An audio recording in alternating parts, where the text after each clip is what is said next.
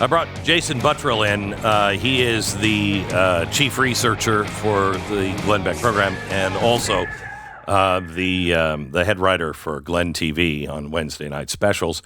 Welcome. Thanks, Jason. Glenn. We sent you down to the border because there was the truckers, the Take Our Border Back convoy. And everybody was saying it's a Christian nationalism. And it wasn't Christian nationalism. And I knew that. You knew that because I know some of the organizers.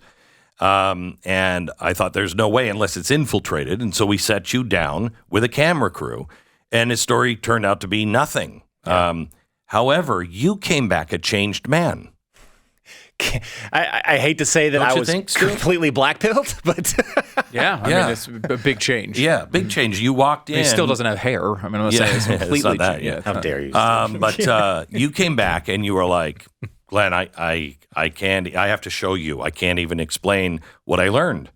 Well, we all know that the government and the media all bend the immigration and border issue for their own purposes. They all game it. It's too politically valuable for them. So, the media uses it. We saw that with the trucker convoy, like firsthand. That's the very first thing we saw. But then you remember that time? It was kind of awesome to be a Texan during that time. Well, all of a sudden, Texas stood up. Yeah, we're like flying our flags and we're taking the matter in our own hands. We're finally enforcing the law. I felt so awesome to be a Texan. And it's incredibly hard to describe without you actually seeing the video, without you seeing the Shelby Park, how it was kind of taken. Yeah. It's impossible to explain, but that right there is when I was like, oh my gosh, I feel like we're being lied to all across the board. Even on our own side. Even on our own, Texas. That's the worst part. Yeah, I know. Randy Clark is with us. He's a retired Border Patrol agent. He also writes for Breitbart, and he was down on the border, and he's one of the guys that kind of black-pilled you a little bit. Randy Clark is old school Border Patrol. You spend 5 minutes with him, and you are an expert. He's amazing. Randy, welcome to the Glenn Beck program. Thank you for having me, Glenn. Jason, good to hear of you again. You too, brother. So Randy, let's talk about a secret meeting that is in the dock tonight. A secret meeting. I guess it wasn't secret. We just don't know what they did. That happened with Antony Blinken and the president of Mexico. So we know they sat down together in late December, right about the time we were seeing, the hordes of people coming into Eagle Pass, all of that imagery. And when it gets that bad, that's when it becomes a big deal, because that's when you get those folks from the media that never report on the border. That's when CNN is obligated to come, and other outlets that just really don't care whether the border is open or not. They would rather see it open. That's when there's a problem. This was shut down within 3 days of that meeting between Biden and Obrador talking, and then Blinken and Mayorkas sitting down with Obrador once again late December. Within a few days, Eagle Pass was down to 0 when the congressional visit came, with close to 60 some odd members of the Republican Party, including the Speaker of the House. You couldn't find anybody there. We had a handful of migrants come near the boat ramp during their press conference, where normally by that hour of the day we would have had 5,000. So this was awfully fast, and nobody's taking credit for it except really the state of Texas with some wire, because the Biden administration doesn't want to let you know we could have done this 3 years ago. This is because I know what you're showing tonight, and it is it's a punch to the gut. It really is. Tell me when did Texas put the razor wire up? Before or after this? So that razor wire has been up for several years now. They augmented it around January the 11th when they seized the park. By that time, the park had been clear of most migrants for 11 days. The problem is this thing is still moving to the west. In other words, the country still has a problem with illegal immigration and open borders and fentanyl. It's the government of Mexico, their main objective was to stop those trains. The Bestia system, they call it. It's the Bestia. Those trains are almost void of any migrants when they were bringing in daily 3,000 to 5,000 into the parts of Texas, mostly in Eagle Pass as of late. So the drug cartel had to be involved because the drug cartel runs everything. And if they decided to shift, that's either a wild coincidence after we meet with the president of Mexico, or they're involved. So the cartels have not stopped their part. Where there is value, they're moving that. If you look to Lukeville, Arizona, where you see that there are migrants from across the globe coming in, that's where the cartel is making the bulk of their money on human smuggling. They have not stopped that. Yeah, but they have stopped or cut way back in Texas, right? Well, if you see the got-away numbers, they're still there. The sheriffs in South Texas and the Texas Department of Public Safety, they are still chasing cars in pursuits on the highways. And that's the hand of the cartel. Those are paying customers. We hide them. They're even hiding them from Mexico. They're trying to get around those checkpoints in Mexico.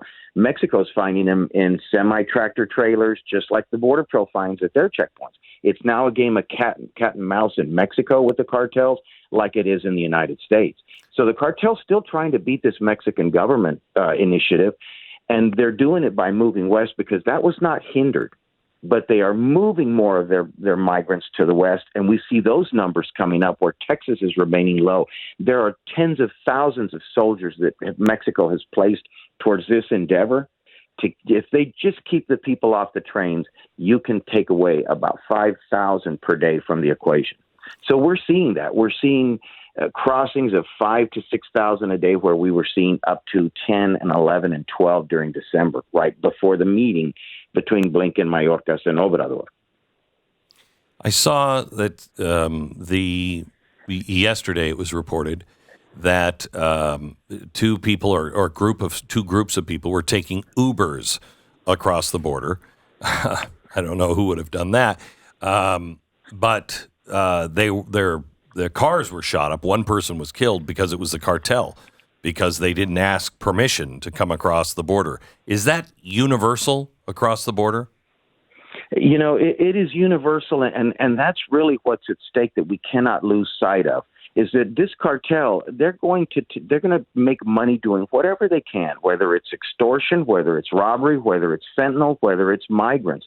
And that's really why I think we have to, as conservatives, stay true to this matter and let the public know what they face, because this is a greater thing going on in the background. We've got a simultaneous election going on in Mexico that's going to happen in June. The leading candidate is way more liberal than Obrador. Oh, my gosh. We're going to see the same, feelings towards the cartel, the hugs and not bullets. We're going to see that carry on. And we're going to face, if we do not change in our election, and we stay the course we're at right now, we will see an open border for years, and those near 80,000 fentanyl deaths are going to continue or rise because nobody's going to do anything about this cartel. Tell me about, they're bending over backwards to try to dismiss any crime coming from illegals that are crossing over. I mean, you just have to see, some of the more heinous things that are going on right now are coming from. I mean, we have our own homegrown people, but we don't have to have the crime from people who shouldn't be here in the first place. And the media doesn't seem to understand that. And they're trying to make everybody seem like they're just good people trying to come over. Can you explain the crime? Is there any causation of the crime stats going up beyond just reimagining the police? Well, there sure are, and not to paint migrants with a broad brush, because we know most are economic migrants. The problem is in the chaos, just like when you saw in the Afghanistan withdrawal, in the chaos, you just cannot control who gets on a plane, who crosses the border. And what we're seeing right now is even the liberal media is poking fun at this, almost as if it's funny that people are getting killed at the hands of either drunk drivers or strangled to death at a university, a young lady.